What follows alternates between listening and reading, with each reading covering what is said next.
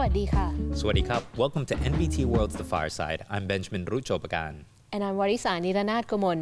Every week we have a fireside chat exploring what's going on in Thailand, diving deep into our latest obsessions. Okay, so last time we talked about the award-winning green destinations in Thailand, but actually there's way more sustainable low-carbon travel available here, and especially the case when you look at slow life experiences. So when we look back at our favorite travel photos, we see there's, the golden light on the temple and the mist over the mountain, but there's a second invisible image that you don't see, which is the trail of carbon, your carbon footprint. So most of us don't realize that a standard premium tour can leave behind upwards of 3.5 tons of CO2. Now, to put that in perspective, that's the weight of 2 adult elephants in invisible gases released into the atmosphere for a single trip. Now, what if you could see those numbers before you even left the home? What if the cost of the trip was measured in more than just your bank account? Right. And in today's research, we would like to look at fascinating case studies from Pitsanulok province. It's a perfect illustration of how normal tourism contrasts with a low-carbon lifestyle. Say you want to go hiking at Pa Dang Ban Mung Peak. On a standard route, the footprint sits at about 3,566.7 kilograms of carbon dioxide equivalent, and that includes private vans, high-waste imported meals, and high-energy heavy activities as well. Now, if we look at the low-carbon alternative, by making intentional shifts, that number actually drops to just 355.3 kilograms of carbon dioxide equivalent. And so that's a 90% reduction. And that really helps with the environment and the environmental impact without losing the essence of that experience. In fact, by swapping a closed van for an iten, which is a modified farm tractor, the traveler actually gets closer to the sites and sounds around them. And the data tells us that sustainability doesn't have to be sacrificed. It can be an upgrade to the travel experience as well. That's right. I think that it's really interesting, the idea of using an iten or traveling that way, because there's such colorful vehicles and it's something that's really unique to Thailand. So it would be nice to make that trade-off for something that's even more sustainable as well, to get the more authentic experience. So in this episode, we're going to explore a few places that you can engage in low-carbon travel with a focus on slow tourism. In our usual sort of fast-paced living, tourism, it can be seen as extractive. You go into the destination, you rush into the place, you capture all the sites that you can capture, and you leave with a heavy carbon footprint and kind of a superficial understanding of the place. As a contrast, slow tourism can be an antidote to this kind of fast tourism. It's the philosophy of immersing yourselves instead of just accumulating the experiences. It's a choice to stay in one village for 3 days rather than visiting 3 cities in one day.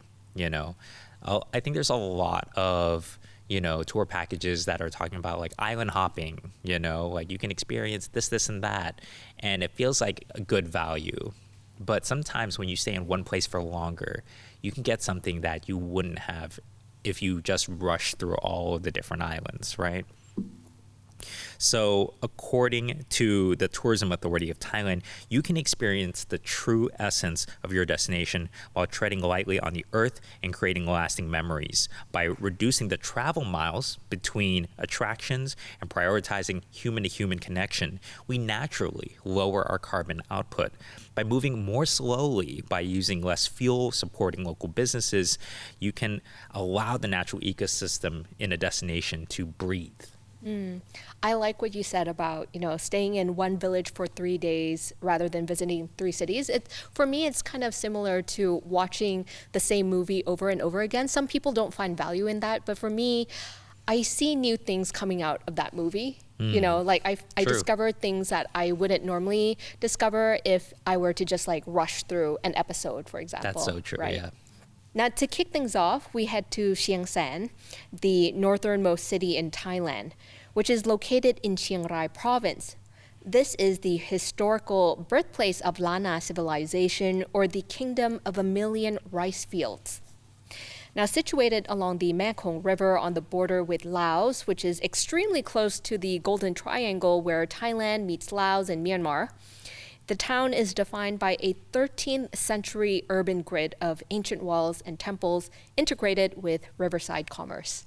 Yeah, it's very interesting to note that before Thailand and before all these formalized borders, there were all these other kingdoms: the Lana kingdom, the Sukhothai kingdom. So there are all these different places and seats of power that you can discover in different parts of Thailand. So here are a few highlight activities.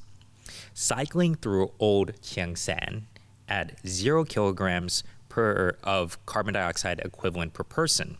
So cycling is a very familiar green choice, I think. Its application in Chiang Saen, in particular, is a strategic preservation tool. Most people don't realize that the vibration from heavy motorized traffic is also a leading cause of microfissures in ancient brickwork. So by maintaining a zero-emission cycling model throughout the 13th century urban grid, you can eliminate both the chemical erosion of the exhaust and the physical degradation caused by road tremors. This way, you can navigate the narrow alleyways as well, the city walls that a tour bus simply can't reach without leaving a physical or chemical trace. They really can't get into all the nooks and crannies. So a cycling tour of Chiang Saen is a great way to experience the city. That's a great option.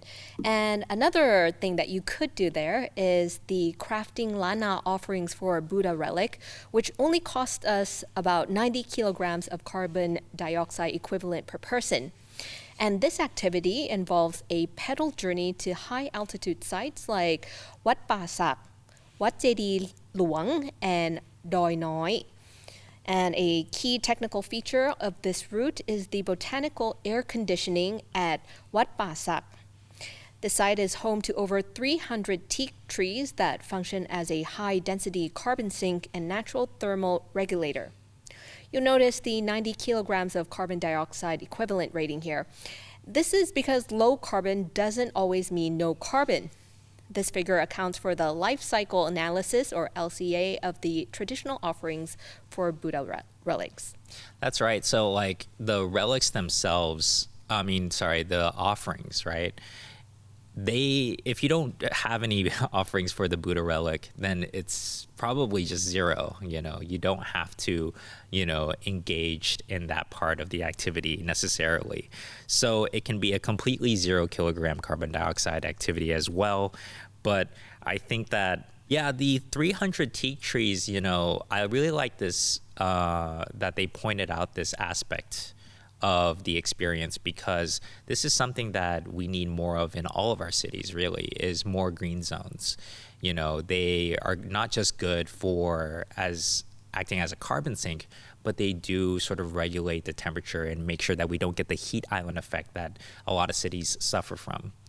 So in our third activity, we have delving into Lana astrology, and this is 0 kilograms of carbon dioxide equivalent. So taksa might look like a simple craft, but it's actually a master class in indigenous resource management. The activity involves assembling sacred offerings to heal the spirit and enhance the auspiciousness or good fortune of yourself.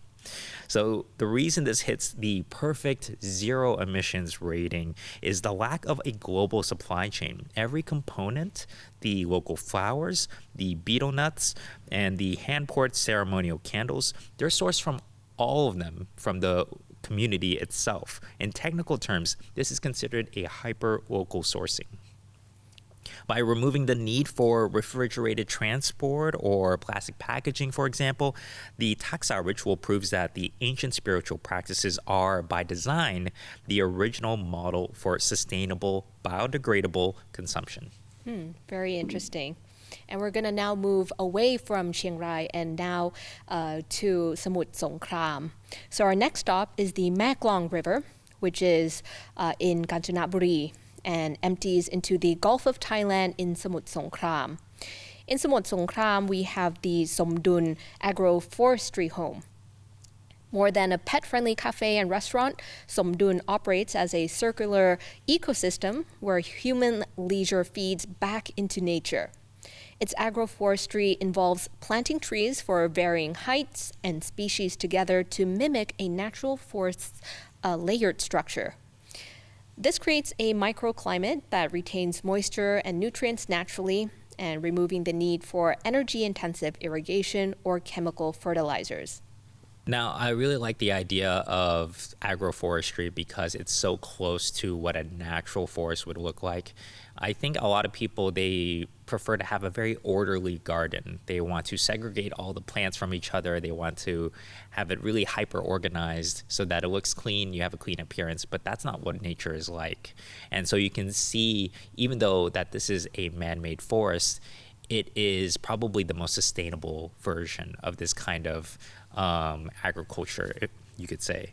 So some key activities that you can enjoy here are visiting the Somdun Bee Sanctuary, and that will cost you 0 kilograms of CO2 per person. Now, the activity centers on the chanarong, or stingless bees, which serve as critical biological indicators. And also, I just like that they don't have stings. Their presence confirms a toxin-free environment as these insects cannot tolerate any chemical pesticides whatsoever. So if you see them, falling over dead, then you know that it's not an organic environment. The activity includes exploring the bee sanctuary and learning about the role that these small social insects play in pollination and creating premium health products as well. There's a lot of health benefits to propolis, for example, and bee pollen, that kind of thing. Right. The next activity that we would like to showcase here is kayaking to watch the sunset on the Klong River, which would cost us 0 kilograms of carbon dioxide equivalent per person. Now, traditional long-tail boats use converted truck engines that leak oil and emit high decibel noise, which disrupts the light signaling of fireflies. So instead, participants can rent stand-up paddleboards or kayaks to navigate the Klong River. This zero-emission method allows for the observation of riverside lifestyles and the natural habitats of fireflies without disturbing the ecosystem. Yeah, I hadn't realized that. Now that I think about it, I haven't seen fireflies in a long time, maybe even in my lifetime. So I feel like, it would be such a unique experience now. I mean, I think once upon a time it wasn't that unique, but because of all the light pollution and noise pollution, it's a rarer and rarer thing to come across. So definitely something to check out here.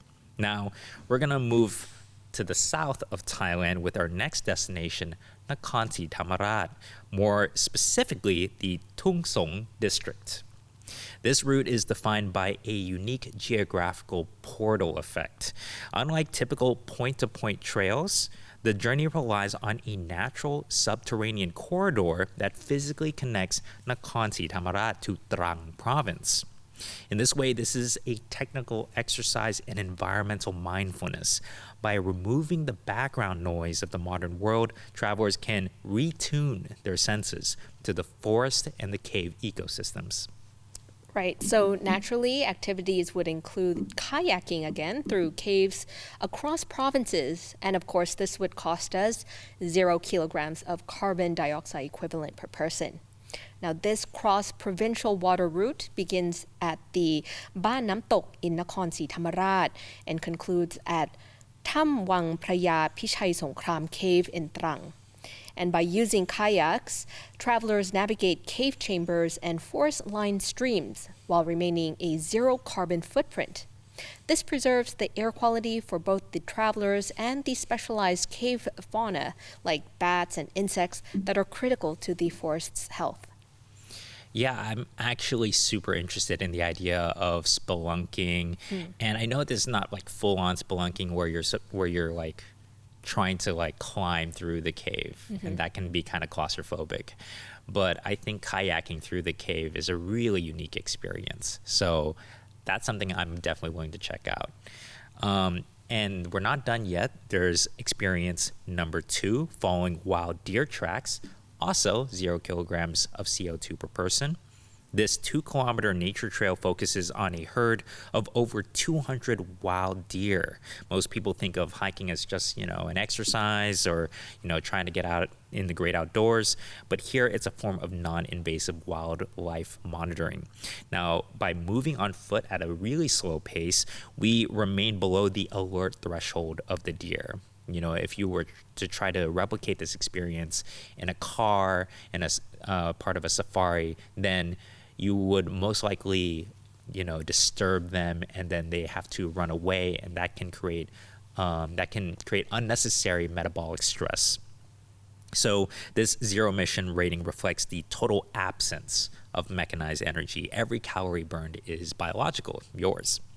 So the activity turns the traveler into a kind of forest guardian, proving that the most effective way to observe a large-scale mammal population is through the silent, unhurried pace of slow tourism.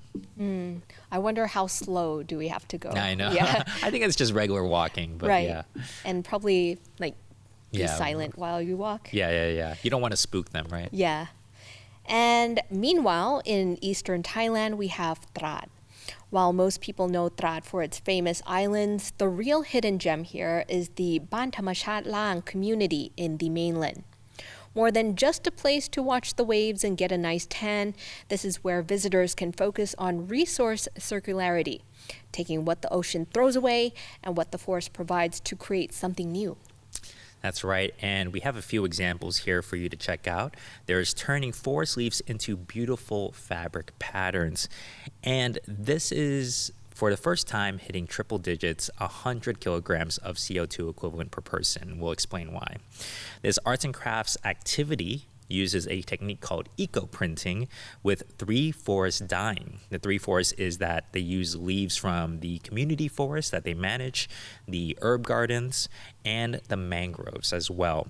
So the 100 CO2 kilograms is the embodied carbon in the fabric, using the heat required to steam the leaves onto the fabric as well to extract their natural tannins and print onto the cloth. So it does show that even eco-friendly activities have a footprint, but a very small one compared to others. Right. So the second activity that we would like to showcase is painting planters made from marine debris, which is also 100 kilograms of carbon dioxide equivalent per person. This is also another arts and crafts activity, and the community collects marine debris, mostly plastic and glass, washed up by the tide, and refurbishes it into colorful plant pots. How cute.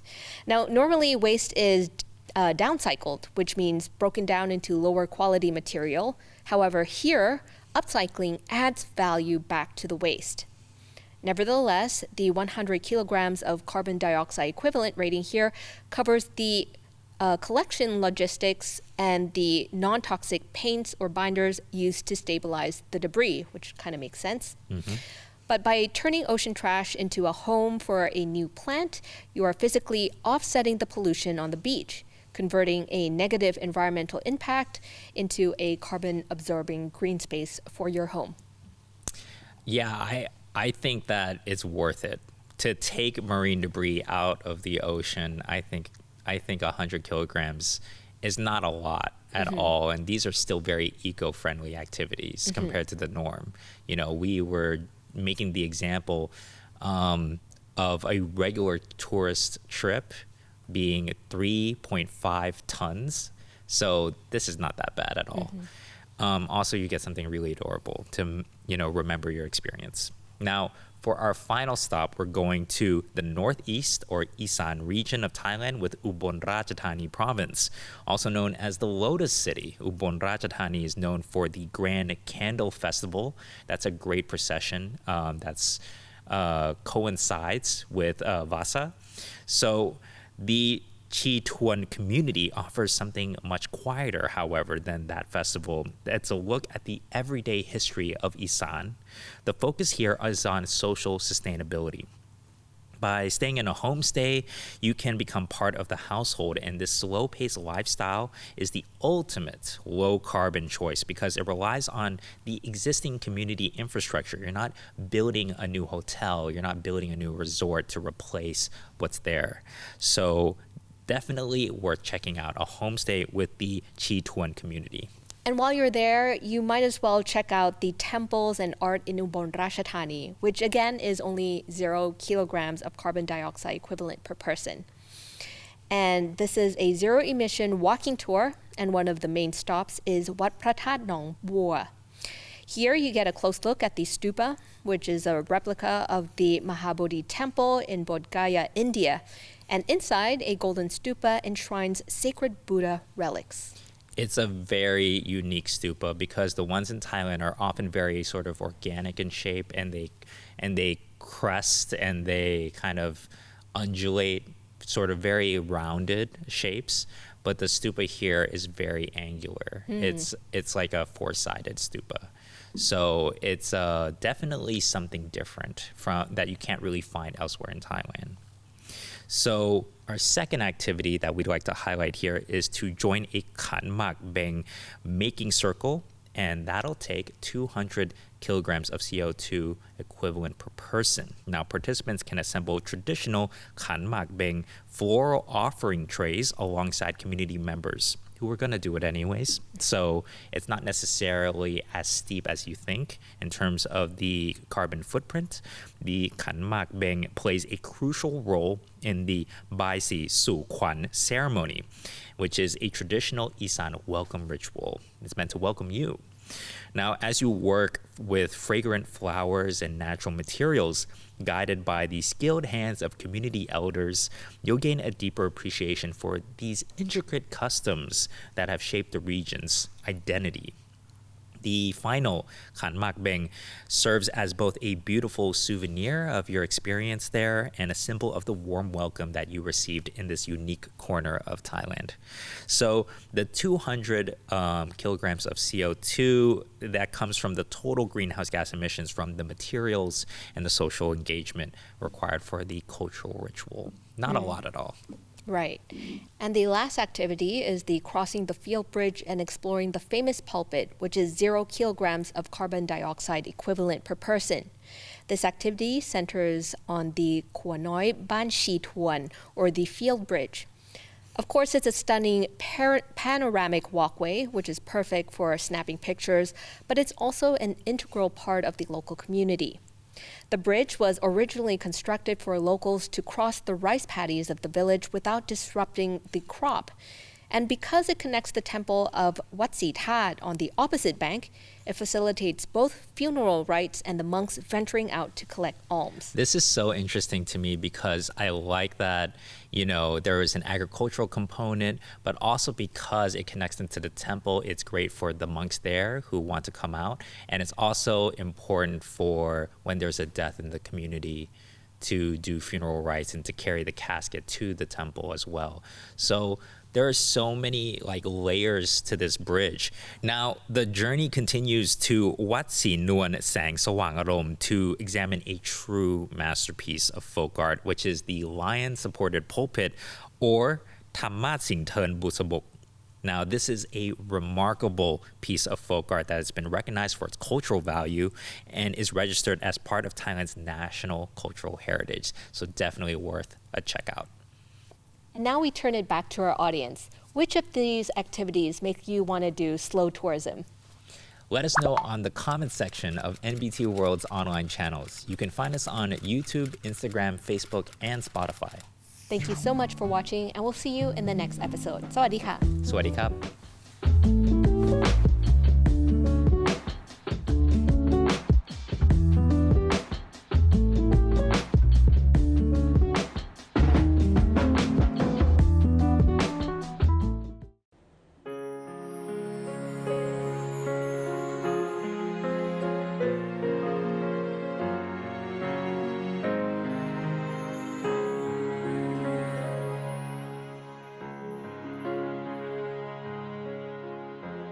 For years, the lady slipper orchid, known for its unique pouch-shaped bloom, was heavily targeted by illegal collectors.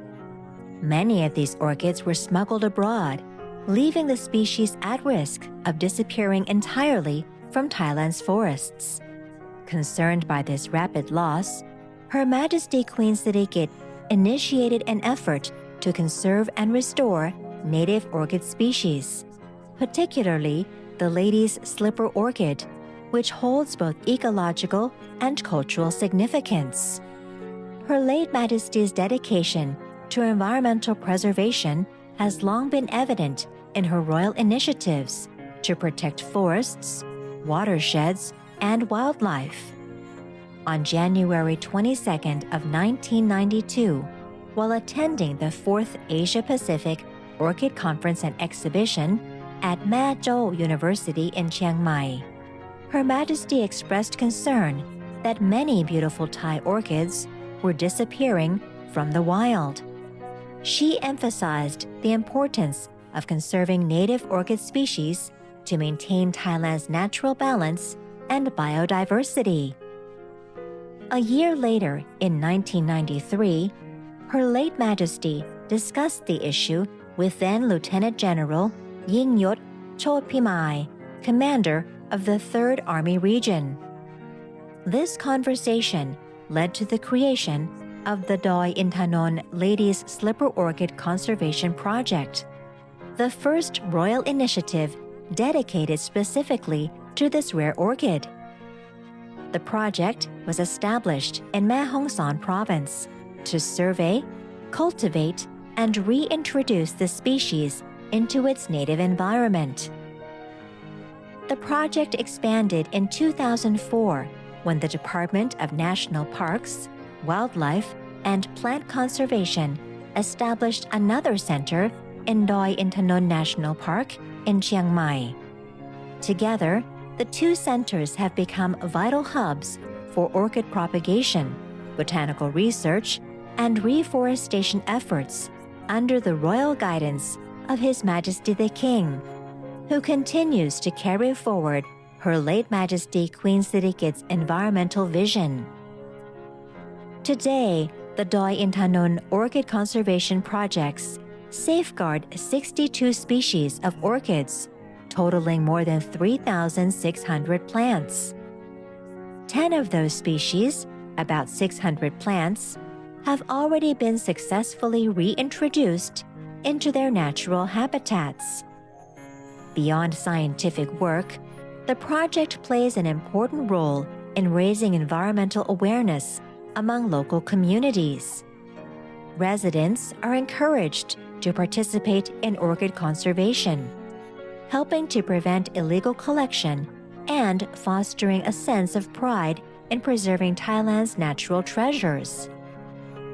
The initiative has become a model for ecotourism, offering visitors the chance to experience rare orchids in their natural surroundings while supporting local livelihoods.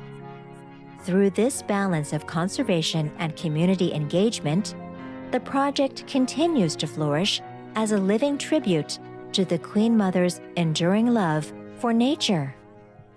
The Lady Slipper Orchid now blooms once again across Thailand's northern forests, a vibrant symbol of Her late Majesty Queen Sirikit's boundless compassion and lifelong commitment to protecting the nation's precious natural heritage for generations to come.